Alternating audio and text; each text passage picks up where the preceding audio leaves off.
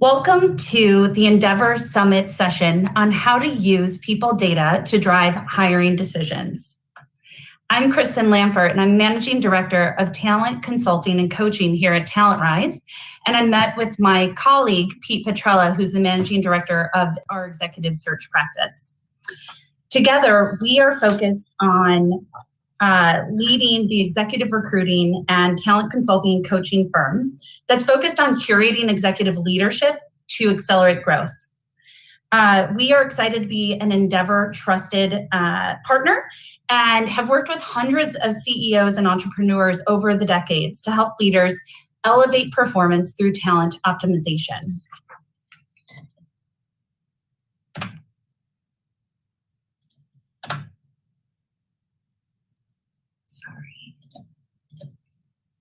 We know working alongside C-suite teams that no business on the planet operates at its full potential. We've all seen great teams in action, and great teams are magic. Roles and personalities complement each other. The whole becomes greater than its parts. Performance soars. Yet we also know there is no way scientifically that we can intentionally, consistently, and strategically design high-performing teams. So the odds of always putting together and assembling the right people with the right team at the right time are way too low. We believe that behavioral and cognitive assessment tools integrated into your hiring process can help you even your odds to make the right hire. We believe this so much that we use predictive index and behavioral assessments in our retained searches for C-suite hires across our organization. And we believe in a data-driven and informed hiring process. In this session, we want you to understand how the use of cognitive and behavioral assessments can drive your hiring decisions and why these assessments, like Moneyball in the movie, are game changers. The first part is to understand that we are evaluating the whole person. And when we talk about the whole person, we're just like any other kind of data or science tool. We have to look at the whole and biggest picture. We know that every candidate comes into our organization or comes into your company with resumes and interviews. That's how we understand their knowledge, skills, and experience. And these things change over time. Thank goodness we're not the same person we were at our first job, and we're never the same person we were at our last job. The second thing that we know is that we can actually get into the mindset of individuals by looking at their behavioral drives and their cognitive skills. And that's a stable component over time. It doesn't really change. Who you are typically at 18 is who you probably are today. And at the end of the day, the first rule of using any type of assessment is to make sure that you're taking the whole person into account. We cannot overweight the value of any given assessment when it comes to evaluating a person's fit for a job. The second rule that we want to consider here is that there is a wonderful diversity of behaviors that humans experience. And at the end of the day, we're all awesome. So whether or not you're serious, data-driven, and cautious might be the perfect skill set and background for a CFO. And an empathetic, fast-paced, or direct person is fantastic if you're leading, let's say, a customer service team. All of these things add value and all people matter. The point is to see where an individual's contribution aligns to their job. And so that's what we use these tools for. So what I want to do is I want to dig in and help us understand how we understand cognitive assessment. So if you think about the picture we shared before, what we want you to understand is that cognitive assessments are a general measure of cognitive ability. It's not your intelligence, it's not your full intellect. What we're trying to get a sense of is your abstract reasoning and your ability to process complex ideas. And these assessments are fantastic. They're very helpful. In fact, they predict 42% of job performance. And so if you unpack that for a moment, what we're saying is that based on the science of many meta-studies and thousands of job analysis work that's been done over decades, that there is a higher correlation between your cognitive skill set and job performance that's greater than the correlation between ibuprofen and pain relief. So that's kind of mind-blowing if you think about it. And what we use is cognitive assessments to help us understand a person's ability to navigate a complex environment. We also know a lot of Endeavor entrepreneurs manage environmental complexity. You are in a high growth stage. And so it's important to, one, understand what your own complexity in your business environment is. And what we do with these tools is that we really want to find candidates that can climb that learning curve as quickly and effectively as possible. You take a look at candidate one, this person's trailing right alongside the complexity of an organization. Whereas with number two, they may never actually get there. If their cognitive ability isn't there, it's going to be very difficult for them to meet the organizational needs. And it's important to qualify that these assessments are really important, particularly when you connect it to the job. So the complexity of, let's say, the receptionist at your organization versus the CFO, that's going to change. The next thing I want to highlight is that I want to dig into behavioral assessments. So when we think about behavioral assessments, why do we do them? Well, at the core of it, we want to have a simple framework to assess and understand people's workplace behaviors. Why do people do what they do? And what we know is that there's 4 primary drives, and we're going to dive into that really quickly. But the headline here, when we use it, is that we are looking for misalignment. Where is our natural tendencies either aligned or misaligned to the key responsibilities of the job? What we want you to walk away with behavioral assessments is that this is a job-focused lens in which you're looking at.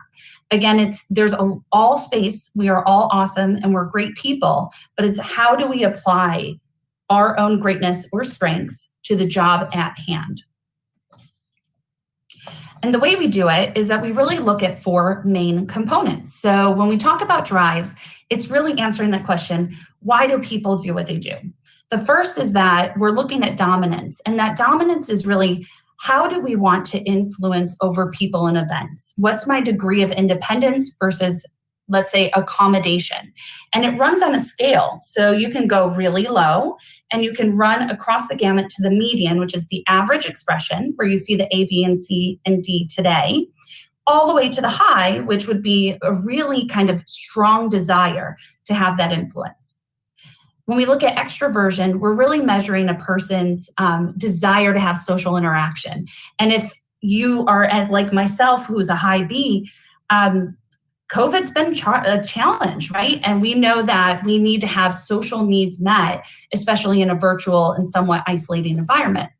For others, like the introverts out there, it's been a wonderful breath of relief, right? When we look at patience, what we're really trying to understand is your desire for consistency in your job. And for some folks, they really like to have a lot of predictability in their job. Others, like many entrepreneurs, just thrive under variety. They really want to see no day being the same. And finally, when we look at formality, what we're really measuring here is your relationship with rules and structure. And a person with a high D, someone who has a high desire for structure, may be a person who's going to be crafting a lot of the rules and regulations in an organization. For a lot of you entrepreneurs out there, we see a lot of low Ds, people who are much more likely to ask for forgiveness than for permission. And so when we look at somebody and their chart, we're really trying to understand where they fit on that spectrum of each of these 4 behaviors and drives. So the key here is that we've got, as we talked about, those 4 main drives that every person exhibits, and we get to chart somewhere on that. The other component is that it's kind of hard to know and read those charts in a very specific way. It takes some skill. And so what Predictive Index has done is it's really helped us understand how to categorize each of our profiles into specific reference profiles. And those I like to think of like the geography or the neighborhood you live in, and your chart being something that's more like the direct address that you have. These are really helpful tools. And I know I'm kind of talking through a lot of information. So what I want to do is kind of make this real for you. So for entrepreneurs, typically one of the first things you're doing is growing your sales team. And what we know is that the average salesperson kind of exhibits this particular chart. They tend to be able to connect with people. They're natural jugglers. They very goal-oriented, definitely more risk-tolerant, and very self-driven. This is a typical profile of a sales hunter. This is Heather. So Heather is somebody who's actually a real-life person, like most of us, and Heather is somebody who works within the predictive index environment, and she also has that drive for results, bit of a perfectionist, more task-oriented, and a little bit slower to connect. So when we look at those two pieces together, what we start to connect the dots on is trying to understand how her profile may or may not align with the profile of the job. And this is what we learn. So you can see here that there's kind of two major deltas. The first is that when it comes to extroversion, Heather sits more in an introverted space. She needs more time to process and is a bit slower to connect.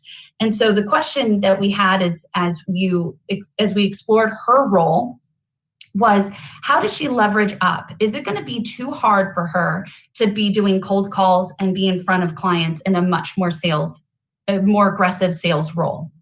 The second thing that we had to ask ourselves by gathering this data was that she's more situationally patient, which means that in certain circumstances, she likes to have a level of stability, and in others, she really likes variety. So in the interview process, we had to understand, hey, how do you process this? And what can we do to make sure that this job actually harnesses the desire to seek more variety?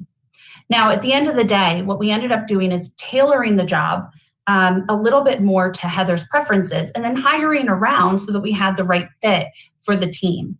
And she's a very happy and very successful hire within the team because of that. So this just gives you a bit of a snapshot on how you use behavioral assessment data to help connect to the job and the power of cognitive assessments when it comes to informing your search. I hope you enjoyed this session. The highlight here is that at the end of the day, everything that we see is a shadow cast by which we do not see. And what we want you to walk away with is that by building self-awareness, both in your organization and in your teams, you're able to shed light on spaces that you don't typically spend time exploring. And so I want to thank you very much for your time today. And you're welcome to connect with me and Pete in the exhibit room, where you can learn a little bit more about how we use these tools and how we can be of value to you and your team. Thank you very much.